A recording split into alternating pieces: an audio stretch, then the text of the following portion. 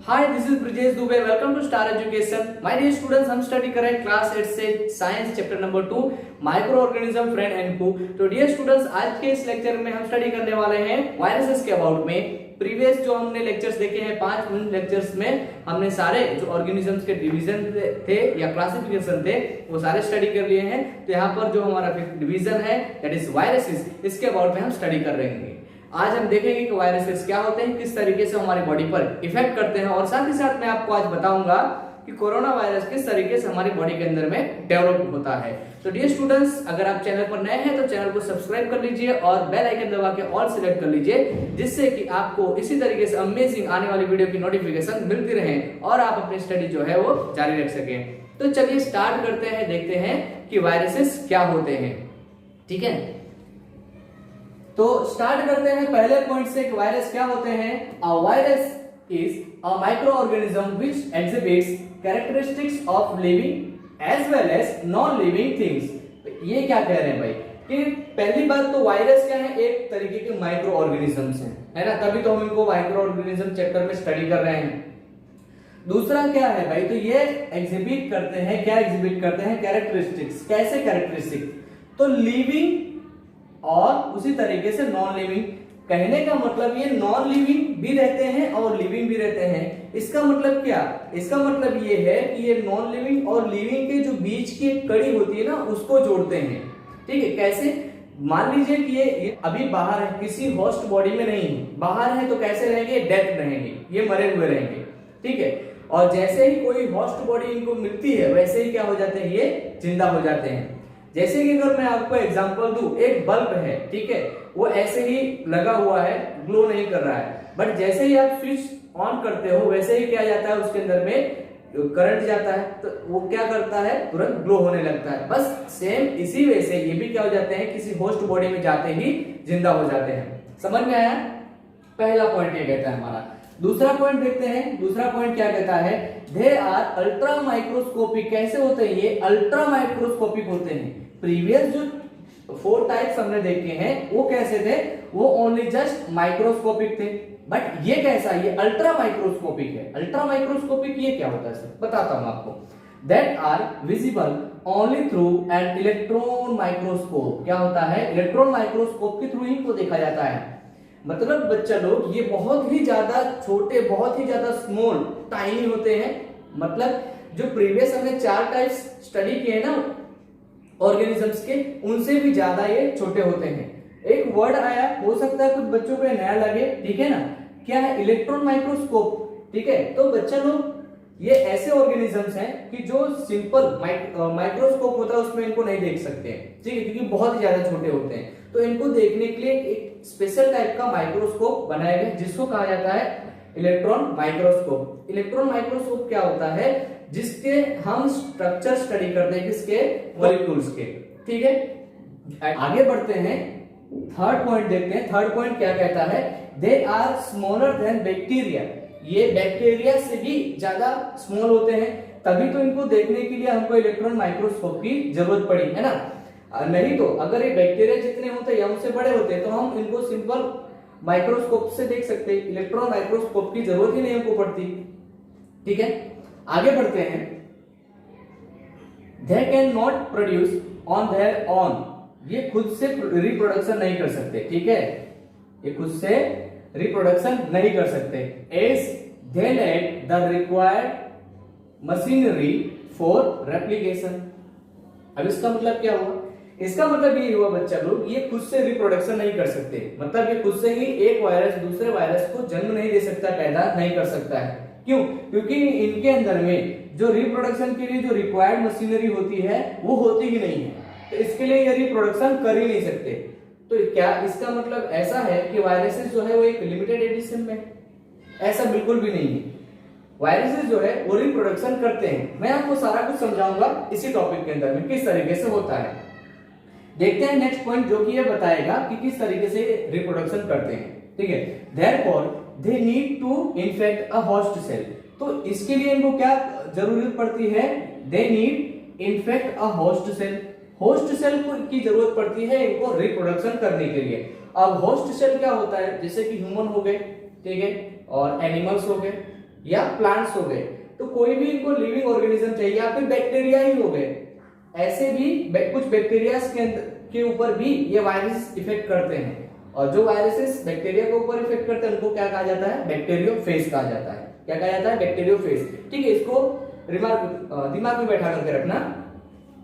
आगे बढ़ते हैं। तो इनको क्या जरूरत पड़ती है, होस्ट सेल की जरूरत पड़ती है। समझ में आया होस्ट सेल क्या होता है, कि जिनके अंदर में ये रिप्रोडक्शन कर सके, मींस ये जिसके अंदर में एंटर होते हैं, जैसे कि अभी कोरोना वायरस, ठीक है ना, तो जिस भी ह्यूमन के अंदर में जा रहा है वो कोरोना वायरस एंटर हो रहा है, तो वो ह्यूमन क्या है, वो कोरोना वायरस के लिए वो होस्ट है। ठीक है, आगे बढ़ते हैं, नेक्स्ट पॉइंट देखते हैं। The virus gets inside the host cell and make hundreds and thousands of copies of itself by using the host machinery। ये किस तरीके से होता है बच्चा लोग, देखिए ये पहले क्या करते हैं, होस्ट सेल की बॉडी में जाते हैं। ठीक है, होस्ट सेल की बॉडी में जाते हैं। अब इनके पास तो रिक्वायर्ड मशीनरी नहीं है रिप्रोडक्शन के लिए, तो ये क्या करते हैं कि जो होस्ट होता है, ठीक है, उसके अंदर जाते हैं। अब उसके अंदर तो रिप्रोडक्शन की जो मशीनरी है वो है प्रेजेंट है, तो उसकी मशीनरी के थ्रू ये क्या करते हैं, खुद का रिप्रोडक्शन करते हैं। समझ में आ रहा है, ये भी मैं आपको थोड़ा सा डिटेल में समझाऊंगा किस तरीके से होता है। ठीक है, तो ये क्या करते हैं, ये hundreds and thousands of copies बनाते हैं खुद की। ठीक है ना, इस तरीके से रिप्रोडक्शन करते हैं। मींस मान लीजिए एक वायरस है, तो वो वायरस जाएगा, रिप्रोडक्शन करेगा, 1 से 2, 2 से 4, ऐसे ही क्या होता जाएगा, वो अपना रिप्रोडक्शन करता जाएगा, अपनी क्या बनाएगा, एक पूरी फैमिली, एक कॉलोनी बना लेगा वायरस की। ठीक है, आगे बढ़ते हैं। Some viruses infect the bacteria. अब कुछ वायरसेस जैसे कि मैंने आपको बताया वो बैक्टीरिया पर भी इन्फेक्ट करते हैं, तो उनको क्या कहा जाता है, these are known as bacteriophage. उनको क्या कहा जाता है बच्चे लोग, तो उनको बैक्टीरियोफेज कहा जाता है। यहाँ पर कुछ आप वायरसेस के आप एग्जांपल्स देख सकते हैं, जैसे कि यहाँ पर है वैक्सीनिया वायरस है, कुछ इस तरीके से दिखता है। उसके बाद में देखते हैं तो टोबैको मोज़ेक वायरस है। ठीक है, टोबैको मोज़ेक वायरस, जिसको शॉर्ट में, ठीक है, TMVB कहा जाता है। क्या कहा जाता है इसको शॉर्ट में, TMVB कहा जाता है। ठीक है, आगे इनकी इफेक्ट्स हम देखने वाले हैं। ठीक है, जैसे कि अगर हम टोबैको मोज़ेक वायरस की अगर बात करते हैं तो ये प्लांट्स के ऊपर में इफेक्ट करता है। ठीक, यहाँ पर जो फिगर आप देख रहे हैं ये है पोलियो वायरस की फिगर। किसकी है, पोलियो वायरस। ठीक है ना, अब पोलियो वायरस जो है, पोलियो की जो बीमारी होती है, ठीक है, वो किसके थ्रू होती है, तो ये वायरस के थ्रू ही होती है। इसी के लिए बच्चों को, छोटे बच्चों को जो 5 साल तक रहते हैं उनको क्या पिलाया जाता है, तो पोलियो पिलाया जाता है ना। आगे देखते हैं, ये यहाँ पर एक बैक्टीरिया दिया है जिसका क्या नाम है, जो कि बैक्टीरियोफेज है। क्या है ये बच्चा लोग, ये बैक्टीरियोफेज है। ठीक है, अब यहाँ पर आप इसका स्ट्रक्चर देखिए, फिर आपको मैं बताऊंगा कि किस तरीके से रिप्रोडक्शन करते हैं। आप देख सकते हैं यहाँ पर हेड दिया हुआ है, ये हेड ये डायमंड जैसा दिख रहा है। आपको लगेगा नहीं कि भाई ये ऐसा लगेगा ना कि कोई हॉलीवुड मूवी का रोबोट है ना, रोबोट जैसा लगेगा आपको, कोई हॉलीवुड मूवी का छोटा सा। बीच में यहाँ पर क्या होता है, इनके डीएनए होता है। ठीक है, इसको मैंने अलग से बनाया हुआ है, मतलब इनके अंदर में यहाँ पर इस हेड में क्या होता है, डीएनए होता है। ठीक है, यहाँ पर नीचे देखेंगे तो ये नेक का भाग है और यहाँ पर इस तरीके से कॉलर होता है। यहाँ पर बीच में आप जो इस तरीके से स्प्रिंग जैसा स्ट्रक्चर देख रहे हैं, दैट इज सेट। और उसके बाद में यहाँ पर क्या है, उनके पास ये टेल फाइबर्स है जो कि उनको मूवमेंट करने में हेल्प करती है। और ये जो दिख रहा है आपको, ये एक पूरा मशीन जैसा ही दिख रहा है बच्चा। ठीक है ना, ये क्या है, तो ये बेस प्लेट है।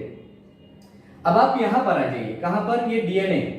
अब कुछ वायरसेस जो होते हैं उनके अंदर में क्या होता है, आरएनए होता है, और कुछ के अंदर में क्या होता है, डीएनए होता है। ठीक है ना, जैसे कि अगर हम इसकी बात करते हैं पोलियो, तो पोलियो के अंदर में क्या होता है, यहाँ पर आरएनए होता है। क्या होता है यहाँ पर, आरएनए। ठीक है स्टूडेंट्स, अब बात सुनिए ऐसे, मान लीजिए कि कोई एक ऑर्गेनिज्म है, आपको बस इतना ही कंसीडर करना है कि खाली एक ऑर्गेनिज्म है। ठीक है, ये रहा ऑर्गेनिज्म। ठीक है, ये एक सेल है। अब क्या करना है, अब इसको बड़ा सा बनना है, इतना बड़ा बनना है यहां से। तो ये क्या करेगा, ये ऐसा करेगा कुछ कि ये रेप्लिकेशन होगा इसके अंदर में, अपने आप को खुद को डेवलप करेगा। मींस एक सेल में से 2 सेल ऐसे ही बनाएगा, तभी तो ये क्या करेगा, ग्रोथ कर पाएगा। ऐसे ही एक छोटा बेबी जो होता है उसके अंदर में सेल का डिवीजन होता है, जिससे क्या होती है, उसकी ग्रोथ होती है, उसकी बॉडी जो है ग्रोथ करती है, बढ़ता है। अब वो कैसे होता है, तो अगर हम प्लांट की बात करते हैं या फिर अगर हम बात करते हैं किसी एनिमल या ह्यूमन की बात करते हैं तो उनके जो सेल होता है, सेल के अंदर न्यूक्लियस के अंदर में क्या होता है, डीएनए होता है और आरएनए होता है। ठीक है, तो वो जो डीएनए है वो इनहेरिटेंस के लिए रिस्पॉन्सिबल होता है। ठीक है ना, यहाँ पर ये क्या होता है, डीएनए होता है। ठीक है, ये तो पी जैसा लग रहा है, इसको बनाया था, क्या होता है यहाँ पर, तो डीएनए होता है। इसी के यही जो है रिस्पॉन्सिबल होता है इनहेरिटेंस के लिए। मींस कि ये जो है ये बताता है कि इस जैसे पेरेंट्स थे, उसका आने वाला जो बेबी होगा पेरेंट्स से मिलता जुलता होगा, है ना, या तो पापा पर जाता है या मम्मी पर, या फिर थोड़ा थोड़ा दोनों पर जाता है। ठीक है, ओके, चलिए इस पे ज्यादा डिस्कशन नहीं करेंगे, आपको फटाफट आगे बताता हूं। तो ये डीएनए रिस्पॉन्सिबल मतलब क्या है कि डीएनए एक मैसेंजर का काम करता है कि भाई इस तरीके से पुराने आपके पूर्वज थे, वैसे ही वायरसेस के अंदर में आरएनए और डीएनए होता है। ठीक है ना, तो ये दोनों भी ऐसा ही करते हैं। जब ये किसी बॉडी के अंदर में किसी होस्ट की बॉडी में जाएगा, ठीक है, होस्ट के बॉडी में एंटर होता है, मान लीजिए मैं कोरोना वायरस की बात करता हूं। ठीक है, कोरोना वायरस यहाँ पर आपको एग्जांपल लेके बता देता हूं। ठीक है, तो ये गया यहां पर, अब ये कोरोना वायरस जो है वो अंदर में गया, ये कोरोना वायरस भी मैं इस तरीके से बना दे रहा हूं। ठीक है, ये यहां पर गया, उसके बाद में ये जाकर के क्या बोलेगा उस सेल के ऊपर में। ठीक है, अब हमारे बॉडी के अंदर मिलियंस ऑफ सेल्स हैं, तो ये जाकर के कब्जा कर लेगा उसके सेल पर और क्या बोलेगा, तू अपना जो फंक्शन कर रहा था वो अपना काम बंद कर दे, अब क्या करना है, अब मैं जो बोलूंगा तुझे वही करना है। समझ में आ रहा है, क्या करेगा, उसके ऊपर कब्जा कर लेगा, बोलेगा तू जो अपना फंक्शन कर रहा था उसको करना बंद कर दे, मींस अपना रेप्लिकेशन बंद कर दे और मेरा रेप्लिकेशन स्टार्ट कर दे। समझ में आ रहा है, जैसे कि मान लो कोई भाई लोग हैं, है ना, किसी के इलाके में चले गए, अब जाके बोलेंगे चले क्या कर रहा है, चल ये काम दाम बंद कर, अपन जो बोलेगा वही करने का तेरे को। वैसे ये जाकर क्या करेगा कि अपना फंक्शन बंद कर और मैं जो बोलता हूं कर। फिर ये क्या करेगा, इसके पास से जेनेटिक मटेरियल जो है लेगा, उसके बाद में क्या करना शुरू करेगा, रेप्लिकेशन करना स्टार्ट करेगा, मींस रिप्रोडक्शन करना स्टार्ट कर देगा। तो एक वायरस से दो, दो से तीन, तीन से चार, ऐसे ही hundreds and thousands of viruses जो है वो रिप्रोड्यूस करेगा। ठीक है, और जब ये रिप्रोडक्शन करने लगेगा तो इस सेल के अंदर ही रहेगा, एंड जब लास्ट में इसमें नंबर ऑफ वायरसेस इंक्रीज हो जाएंगे तो क्या करेगा, ये जो सेल है वो ब्रेक डाउन हो जाएगा। अब जितने भी उसके अंदर में वायरस निकले वो सारे के सारे कहां जाएंगे, वो दूसरे सेल के ऊपर अटैक करेंगे।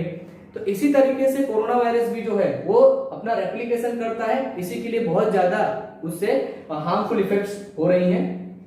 और वैसे ही सारे के सारे जो वायरसेस हैं वो सभी किसी भी होस्ट सेल पर ऐसे ही इफेक्ट अपनी बताते हैं। इसी के लिए ये जो है सबसे मोस्ट डेंजरस स्पीसीज में से एक है, ये सबसे ज्यादा हार्मफुल होते हैं। ठीक है, क्योंकि ये जाकर के सेल पर सीधा अटैक करते हैं, उन्हीं पर कब्जा कर लेते हैं। समझ में आया, तो इस तरीके से कोई भी वायरस या कोरोना वायरस जो है किसी भी सेल ऑर्गेनेल के ऊपर में उस पर अटैक करता है और उसको ब्रेक डाउन करता है और अपना किस तरीके से रेप्लिकेशन करता है। ठीक है, आगे देखते हैं, ये जो वायरसेस होते हैं इनसे कुछ हार्मफुल इफेक्ट्स होती हैं, उनको देख लेते हैं, जो कि आपके टेक्स्ट बुक में दी गई है।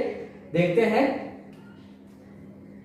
पहला जो दिया गया है यहाँ पर मीजल्स वायरस। ठीक है, मीजल्स वायरस से क्या होता है, तो मीजल्स, ठीक है, बीमारी होती है, किसमें होती है, तो ये छोटे बच्चों में देखने को मिलती है बीमारी।